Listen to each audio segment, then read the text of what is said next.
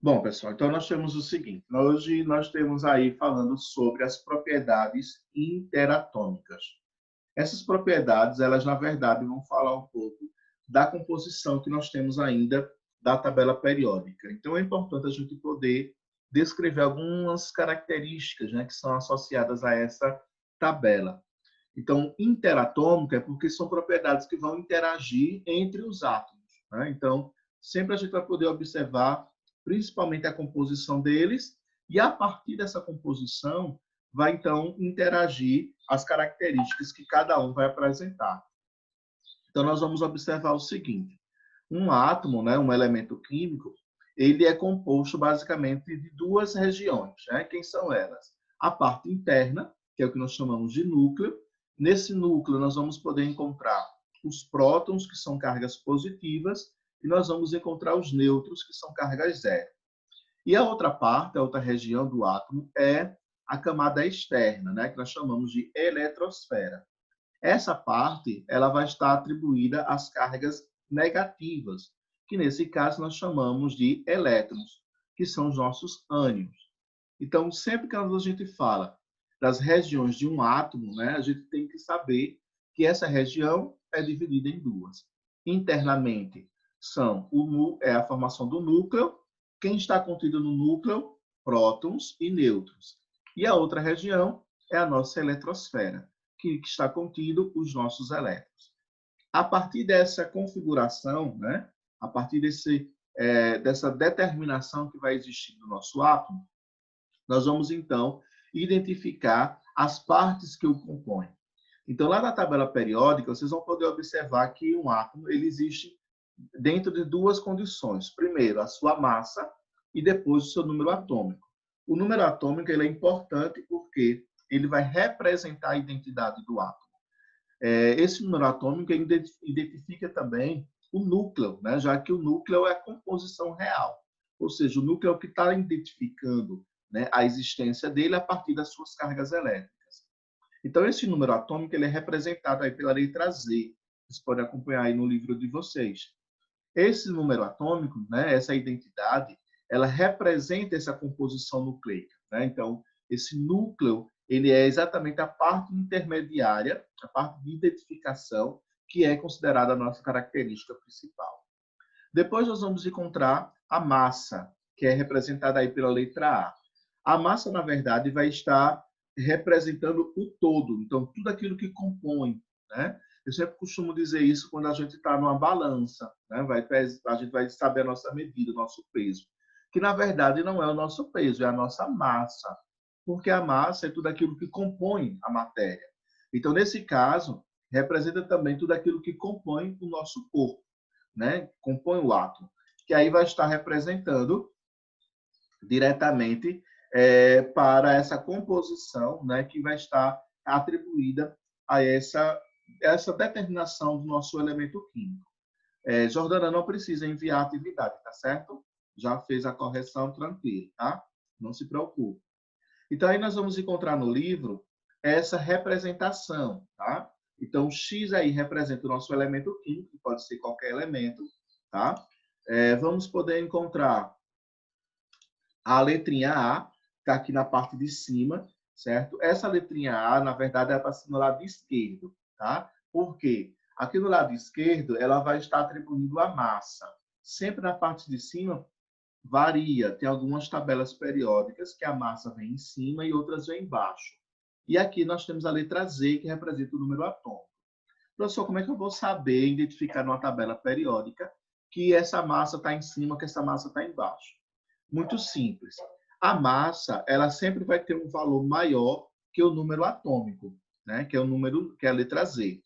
E outra, o Z, ele sempre vai ser uma sequência. Então, você vai observar, se a sequência estiver na parte de cima, 1, 2, 3, 4, 5, né, dos números de cada elemento, então você passa a identificar que o número atômico nessa tabela vai estar na parte superior. Se essa sequência de 1 até 118, né, que nós temos 118 elementos, se essa sequência estiver na parte de baixo, então é porque o número atômico está embaixo e a massa está na parte de cima, certo? Então não tem erro aí, porque é fácil você poder identificar certo? Quem é a massa e quem é o número atômico. Não esquecer que sempre a massa vai ser um número maior do que o número atômico, exceto o hidrogênio, certo? O hidrogênio é o único elemento da tabela que tem massa 1 e tem número atômico 1. Por isso que ele é considerado um elemento neutro, né? Exatamente porque quando a gente for observar aqui na nossa fórmula, nós vamos observar que a neutralidade, né, que é feita vai dar 0. Então, ele é o único elemento neutro da tabela periódica. Bom, vamos encontrar também falando sobre os íons, né? Como eu já tinha falado anteriormente, logo no início, que os íons vão representar as cargas elétricas, né? Então, a gente pode identificar a quantidade real de energia que esses elementos vão apresentar. Então, nós já vimos a natureza desses elementos lá na tabela periódica. Nós vamos, daqui a pouco, revisar isso também. Então, só recapitulando, né? Todos os elementos na tabela, de acordo com a sua natureza, vai se apresentar em 3 características, em 3 tipos. Primeiro, os elementos eles podem ser metais, eles podem ser não metais e eles podem ser gases nobres. Todos os elementos considerados metais, eles vão ser considerados cátions, tá? Aqui abaixo, estou passando o mouse para que vocês possam observar. Então, esses cátions são todos os elementos de cargas positivas. Então, a família 1A, a família 2A, a família 3A, todos os elementos da família B, então, todos os elementos que vão considerados metais, eles vão apresentar cátion, ou seja, vão ser elementos de carga positiva. Já os elementos de cargas negativas, como estou passando aqui o mouse, são chamados de ânions, são os nossos elementos não metálicos. Então, vai englobar os elementos da família 5A, a família 6A e a família 7A. Professor, você não falou da família 8A. A família 8A é uma família que não precisa ter esse tipo de classificação, né? A família 8A, eles não têm uma formação iônica. Por quê? Porque já são elementos estáveis. E o que é essa estabilidade? A estabilidade é uma quantidade de 8 elétrons. Então, quando nós falamos que esses elementos são cátions, significa dizer que eles vão perder elétrons. É como se eles tivessem uma quantidade acima de 8, tá? E já os ânions são os elementos que vão ganhar elétrons, que nesse caso seriam aqueles elementos que estão abaixo de 8 elétrons, tá? Então, o nível, né, a teoria do octeto, o nível está atribuído à propriedade dos gases nobres, que é ter 8 elétrons. Então, por isso que existe essa configuração eletrônica dos íons, que é os elementos de cargas negativas ganhando energia. Cuidado, viu, pessoal? Esses íons vão sempre se apresentar com cargas elétricas. Ó, aqui no ânion, eu estou mostrando para vocês, passando aqui o mouse. Nós vamos encontrar um enxofre. Observe que o enxofre aqui está com uma carga de -2. Professor, o que significa dizer isso? Significa dizer que esse -2 ele vai ganhar elétron. E esse 16 é o seu número atômico.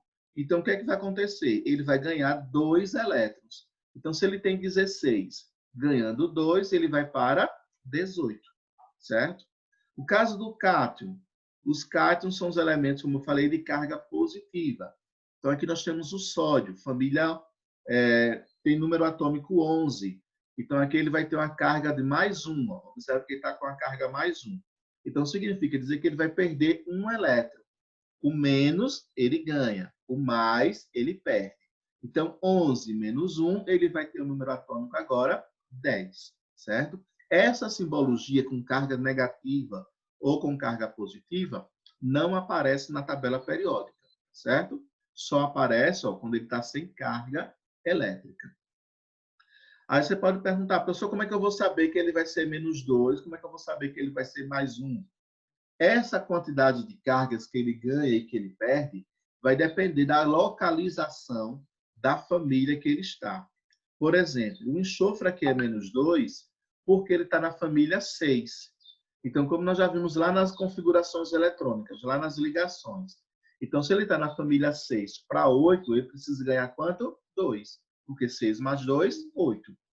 O sódio, ele é um cátion, né? Então, ele está aqui na família 1A. Então, todos os elementos da família 1A vão ter expoentes, vão ter cátion mais 1. Certo? Se ele estiver na família 2A, aí, no caso, ele vai estar com cátion mais 2. Se ele estiver na família 3A, então vai ter cátion mais 3, certo? E assim sucessivamente. Não entendi muito nessa parte. Dos íons, Aham. então vamos lá, vamos Essa repetir. parte desse que você falou aí, que aumenta, diminui. Ah, sim. É o seguinte, quando nós vamos encontrar um elemento químico, ele vai apresentar uma carga elétrica, certo? Essa carga elétrica pode ser um ânion, que aí nesse caso vai ser essa carga negativa, ou ele vai ser um cátion, que nesse caso vai ser uma carga positiva. Como é que eu vou saber que ele vai ser um cátion ou um ânion? Simples. Todos os elementos que são considerados cátions são considerados elementos de origem metálica, ou seja, são os metais. Quem são esses metais? Família 1A, família 2A, família 3A e todos os elementos da família B, certo? Ok, tá aí? Sim? Sim, sim. Os ânions são todos os elementos não metálicos. Então, todos esses não metálicos, quem são eles? 5A, 6A e 7A. Então, todos esses elementos dessas três famílias vão ter cargas negativas. A carga negativa, na química, significa dizer que o elemento está ganhando energia. Então, se o elemento, no caso aqui, ó, do exemplo, o enxofre, ele está na família 6, então, se ele está na família 6, ele tem que atingir 8, certo? Então, ele vai precisar de quantos elétrons? 2. Se ele precisa ganhar, então ele tem que ter uma carga negativa. Professor, se ele estivesse na família 7, se ele está na família 7, para 8 faltam quantos elétrons? 1. Então, nesse caso, ele tem que ter o expoente menos 1. Professor, ele está na família 5.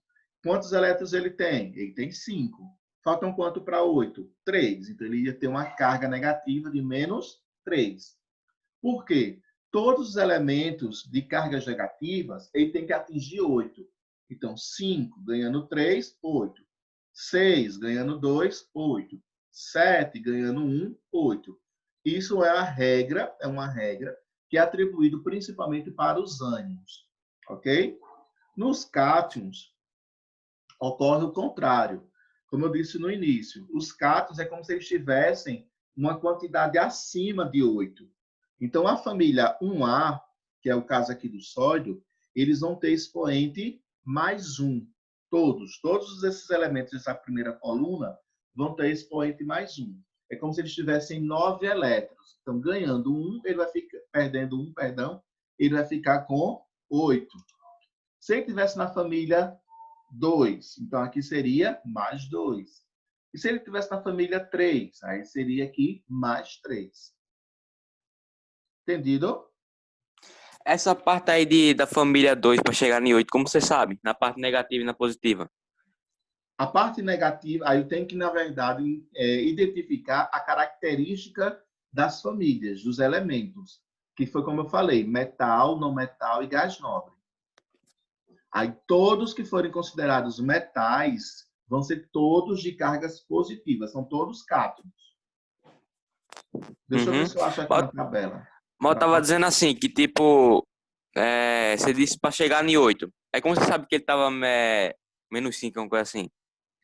Porque aqui, ó, você vai encontrar aqui na tabela. Deixa eu ver se dá para ver aí. É porque a minha tabela tá deitada. Não sei se aparece deitada aí para vocês.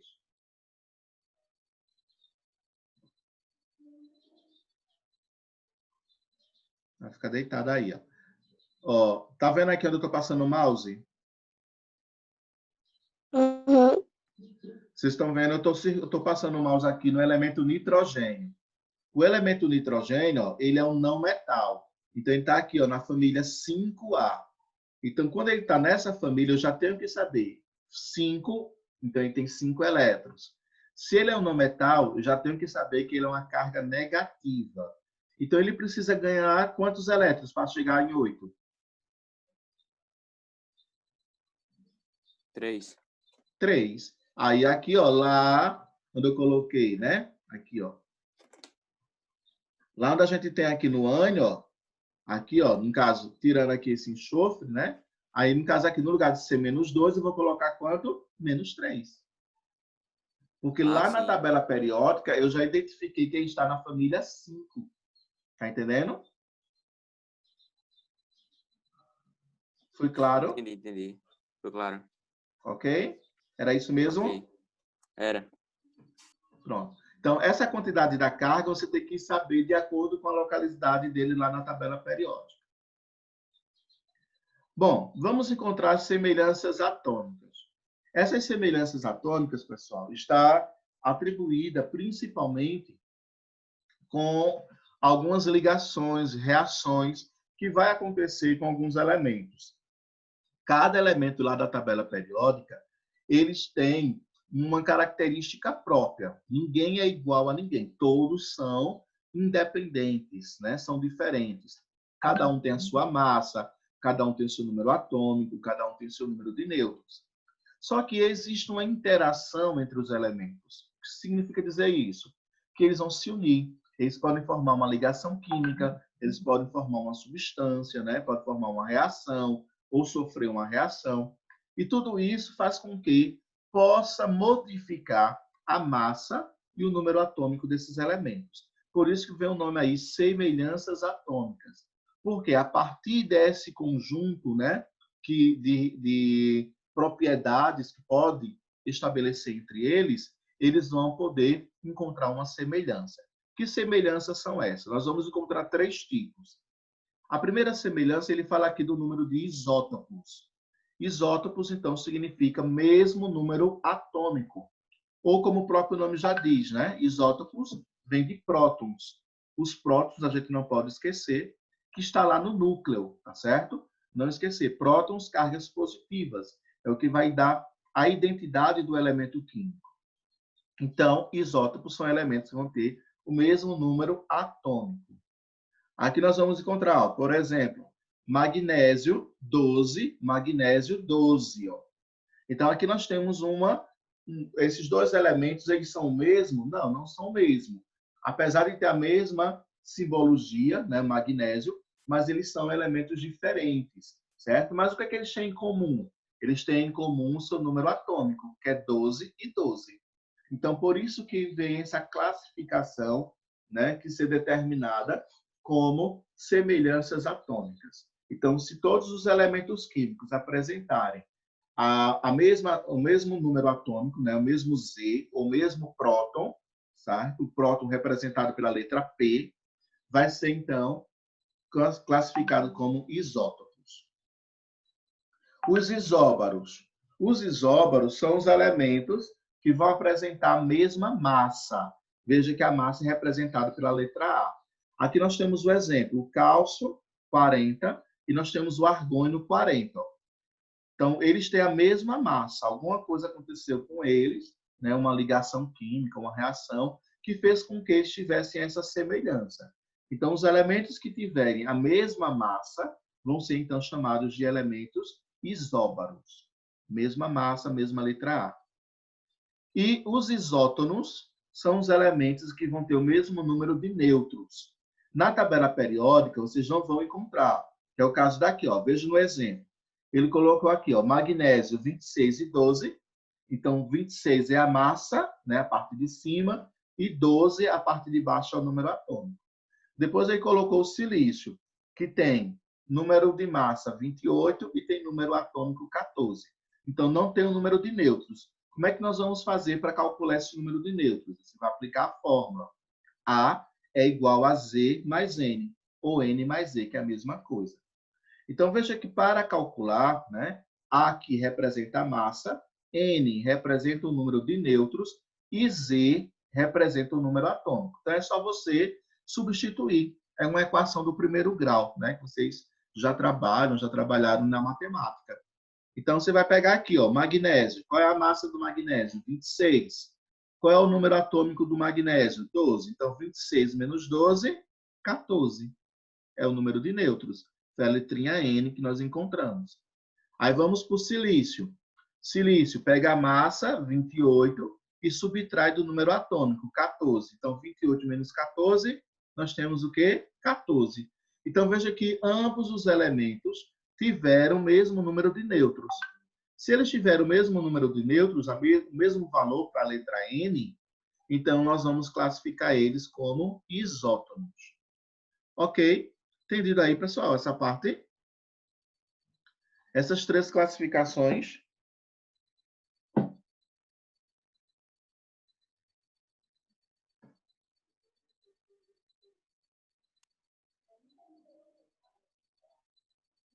Bom, vamos encontrar os elementos isoeletrônicos.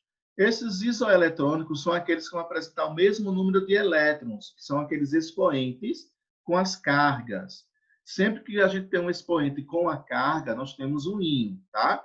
Que aí, se ele for positivo, é cátion, se ele for negativo, é ânion. Então, aqui, ó, o alumínio tem um expoente mais 3.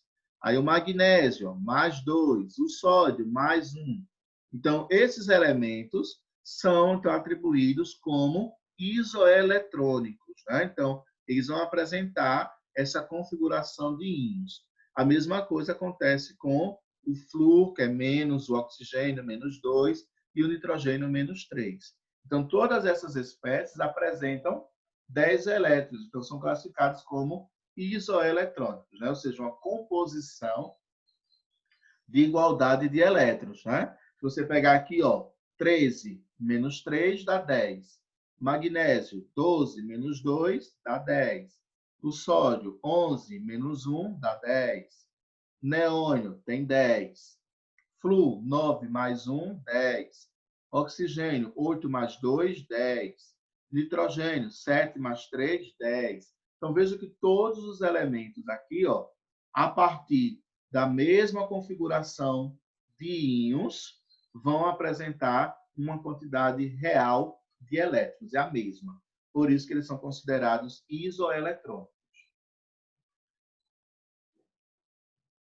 Pessoal, veja só, nós temos aqui um minutinho só, tá, para a gente terminar esse primeiro processo. Provavelmente, eu acho que eu já mandei para vocês no grupo outro link, que é para vocês adicionarem, tá? Que vai cair daqui a um minutinho, tá? E aí a gente vai poder continuar com o outro link, tá certo?